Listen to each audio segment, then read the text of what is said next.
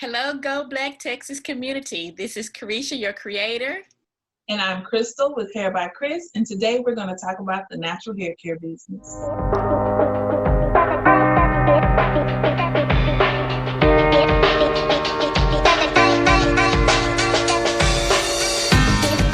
Everyone, this is Carisha. I'm one of the creators of Go Black Texas, and I have joining with me Miss Kristel from Hair by Kris. Welcome. Thank you. Thank you for having me. Of course, we know it's Hair by Kris, but give us some information about what you do, who you are. Just have at it. I am a Dallas-based hairstylist that specializes in natural hair, but it does not hold me to just natural hair. I just specialize in healthy hair, whether it's natural or chemically treated. Your hair is your first priority. My hair is my first priority. And the reason why that I chose hair to be the number one priority with Hair by Kris is because so often as women and men, we only get one head of hair. And sometimes we're blessed enough to have, a second head of hair or a third head of hair to grow back healthy. But at some point in time, we lose what we have permanently. And a lot of times we do the same things over and over again, whether it be chemicals or colors or hard presses. And sometimes our scalp or even braids, sometimes it damages our hair in the long run. So I kind of, with my clients, walk them through the process of why certain things aren't good for their scalp or good for their hair. I'm really all about hair health. So if a client has been wearing braids for X amount of years and I'm like, hey, it's time to take a break. Most hairstylists, and not to say anything negative, but some hairstylists may just ignore the fact that, this is what she wants, this is what you get. But I kind of navigate the client through a hair journey so they can understand, like, this is what your hair is doing, this is what it's going to do in the long run, and this is what we can do to prevent it, and this is what we can do to help it remain healthy. So I'm a healthy hairstylist out of Dallas, Texas. I'm currently located in Sunnyvale, Texas, at Salons Elite. Sunnyvale is just a block up from Town East Mall or Town East Boulevard, so I'm really, really close to the Mesquite area, but Dallas County calls it Sunnyvale, Texas, so I have to say Sunnyvale, Texas. Okay, yes. Sounds like this is something that you're very passionate about. How long have you been in the hair care business? This is as of November 16th of 2020, it will be 10 years. I started out being a frustrated customer. I could never find a hairstylist that could tell me what was really good for my hair or what I needed as a client. Back in the day, or we'll say 90s, or when we were in high school, we would want what the popular hairstyles were, not knowing that our hair textures were all different. So what could be good for the next woman wasn't actually good for my hair. And because I wanted relaxers because everybody else had relaxers, it was actually doing more harm for my hair than good. I wasn't a fan of the beauty shops, the culture of some salons, the messiness, or sometimes the uncomfortableness, or the ability, or sitting in the salon all day long wasn't my cup of tea, especially when you were, in high school or a young adult and you only had 2 days off, and that was Saturday and Sunday. And the tradition or the culture for us was to sit in the salon and wait at least 2 hours before getting in the chair and then to spend another 4 hours. So I wasn't initially fond of the salon culture. I wanted to be able to maintain healthy hair, get in and get out, and to be able to trust my stylist and know that I trust her based off of the knowledge that she would give. I also felt like the cost of going to the salon. My mom was a single mom. She had 2 daughters and a son, and going to the salon at that point in time just wasn't really a priority. So I've always done my own hair, or I would get a little help and then figure the rest out. But ultimately, when I became a hairstylist, it was because my mom had experienced a bad haircut and she never wanted to go to the salon again. And she would always say, I just need you to go learn just to be able to maintain my hair. And I'm like, I'm not going to spend this amount of money to do all of Your this personal stylist. just for you. Right. So she's actually the first person to say, you know, you're my personal stylist. She was actually the first one that thought of it, but it made me take it serious and consider, you know, like if I could create a salon atmosphere, what would it be? It would be an atmosphere where women who couldn't feel vulnerable in an open space would be able to feel vulnerable. Women who suffer from severe hair losses or just losses in life in general, they just needed their own space where it was just me and them. Mm-hmm. And so from there on, it started with just let me just see where it takes me. And so far, it's been 10 years of ups and downs. I have met a lot of friends. I've gotten quite a few down the aisles. I've seen a lot of babies be born. I've seen a lot of heartaches. I've seen a lot of restoring. And it just happened to be in this intimate setting where a woman can get her hair and her heart nurtured at the same time, and she can come out feeling good and feeling better. So the privacy and the cost and the ability to be able to let your hair down, to so to speak, to be able to relax and enjoy your service and keep your hair. Okay. And then what are your top services or your most popular services that you offer, even the service that you love to do the most? I would say my top services are my silk presses and natural hairstyles. I really love keeping the integrity of hair.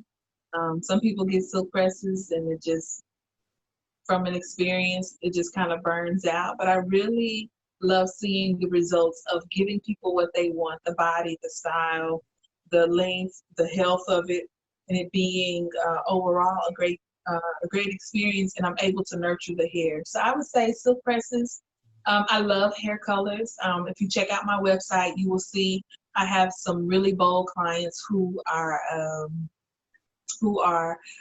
daring. I do the purples, the blues, the pinks. One of my favorites is like a copper, yellow, and orange, and browns, and it's all mixed in, and it's extremely beautiful for the fall. So I would say natural hair and being a colorist, that would be my thing. Awesome, awesome. And I've seen your work, and I've also experienced your work, so I can definitely attest to that. And then your own hair care journey, you're natural, but I've also seen your hair pressed out as well. You want to kind of share your own journey? About 2015, maybe 2014. Prior to that, I was getting relaxers, but I was getting relaxers because I was working out a whole lot and I was sweating, and it was just not working. Like, to be able to wear my hair in its natural state, it just wasn't working for me. So I did not get my first relaxers until I was like 14 years old. And then I wore the relaxer and I wore the big bold colors. And some of you know me from back in high school. I wore the blondes, the coppers, the reds. I wore all of that. And all of a sudden, my hair just wasn't the same. I noticed my edges were thin. And so I scaled back on the relaxers, and I was doing them every 4 months. And it just still wasn't the same. And I had accidentally missed my mark to get a relaxer. And I decided, well, let's just see how long I could go. Mm-hmm. And it took me a year to fully transition. All the heartache that I see people go through before they get to their first year, I experienced it. I had some really crazy days where my hair really was not all of that, but I took it in stride and I just stuck with it. I found what products worked for me. I transferred them over into my product knowledge and salon consultations, that would actually help my clients. So everything that I experienced the first year, I'm able to walk through my clients the first year of their year of being natural. overall, this is like what, year 5, maybe year 6, and I I prefer my curls. Even if on their worst day, I prefer to wear my hair in its natural state. One, it's comfortable. Two, I have the ability to, if I wanted to go to my pool, I could go to the pool and go swimming with no hesitations of, or the stereotype of Black women don't get their hair wet. Like, I like that freedom to be able to be curly for a particular outfit or a particular occasion, or if I wanted to wear it straightened in the fall to just show off, the length, or just do a length check just to see, or just add some versatility, I have the ability to. And it's just one of the hair things that I don't regret. If I could be honest and look at, just, older people in my family and how, they were still using the same products and their hair beginning to thin, and it was at a certain age, and I was like, I do not want this to be me, so let me just take the healthy route and be as natural as often and as much as possible without doing a whole lot of high stress or stressful hairstyles. Mm-hmm. Yep, it's always a plus to be able to find a stylist to care for your hair who has experienced both the relaxers and the natural state, and going through that yourself helps you determine what's good for your clients as well. The year 2020 has come with quite a few challenges here at the beginning of the year. Wow. One with being COVID-19 and the coronavirus. Right. So how has that impacted your business?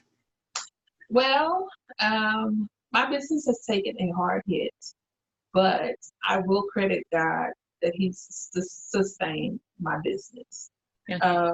When they closed us on Saturday and said at midnight, for whatever reason, my clients had begun to say, you know what, I'm just going to go ahead and miss this appointment because I'm not comfortable with COVID. And I was like, okay. And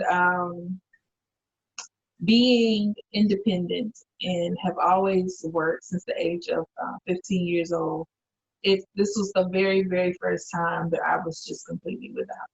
And it was just one of those moments. I came home and God, I honestly just said, okay, God, well, I'm just going to sit here and allow you to care for me. And because of my rapport with my clients and the service that I offer to them, they free willingly paid their services with nothing in return, as if they were coming to the salon. The shutdown actually was an opportunity for me to rest, because I had been going and going for the last 10 years, probably more, not including being a hairstylist. And because it's like you have to constantly keep going or you're going to get behind. And to be able to see him say, let me do this. Most people cannot say the same, but I can honestly say that I was provided for in more ways than one. When I say I lacked nothing in this season, I lacked nothing. And even though I'm not at 100% when it comes to clients returning, because I still have some clients that are hesitant, all of my needs are still being met. I'm not able to invest as much as I would like to be able to give more to my clients, but due to the restrictions that the government officials have and TDLR, it's just one of those, do what you can, work hard, provide the service that you can provide, and keep moving. If you had one piece of advice to give an aspiring entrepreneur, what would that be? It's probably 3 things I would tell them. A delay is not a denial. Just because your first year isn't as successful, or you don't reach, the status that you see all of the other social media Black-owned businesses are reaching, doesn't necessarily mean that this journey is for you. A denial does not mean that you are disapproved for being a business owner. Sometimes our denials or being told no or a product not working doesn't necessarily mean that you're not good at it. It just means that maybe your path is a little bit different. And denials lead you to the destination or to the place that you're supposed to be. So if braiding wasn't my thing, but it led me to being able to do sew-ins. Then sew-ins are my thing. That's where it led me to. And don't be afraid to fail. Mm-hmm. A lot of people are so um, shy about what their gift is and what they're called to do.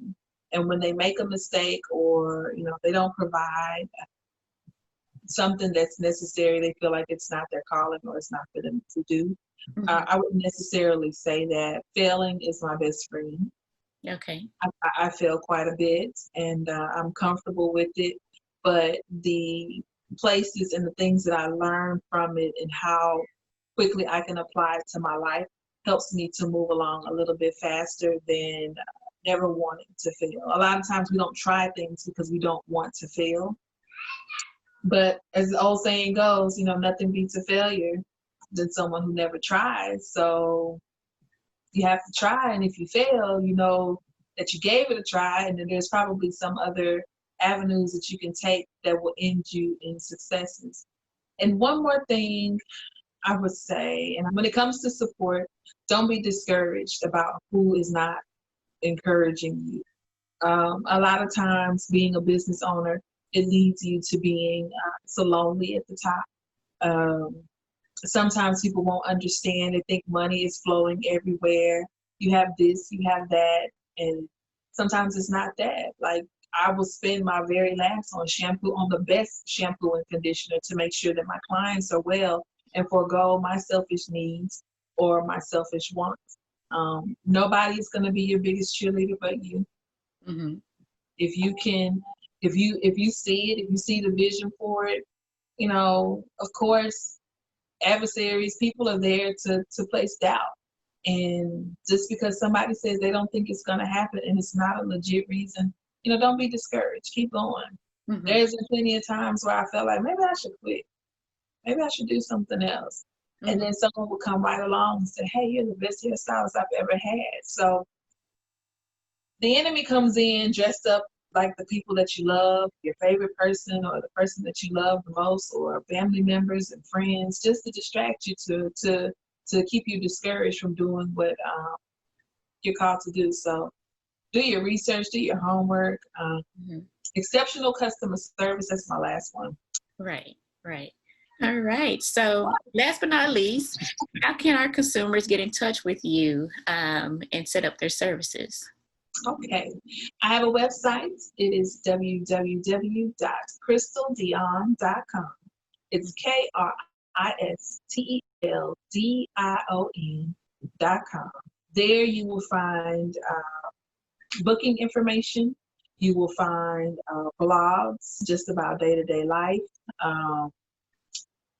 product knowledge, information, just general blogs about just hair and how to maintain healthy hair and why I stand on what I stand as far as my company's belief. If there's a donors link. Some people in the past have purchased gift cards to just give away to family members. So if you're a gentleman and you want your wife, girlfriend, or fiance to experience a natural or healthy hair experience, you are able to purchase a gift card and they can come in. Or if you just want to donate a gift card and tell me to bless someone later, I would be more than happy to. And I think that's it. Like, my website has everything you need. It has my schedule, my menus.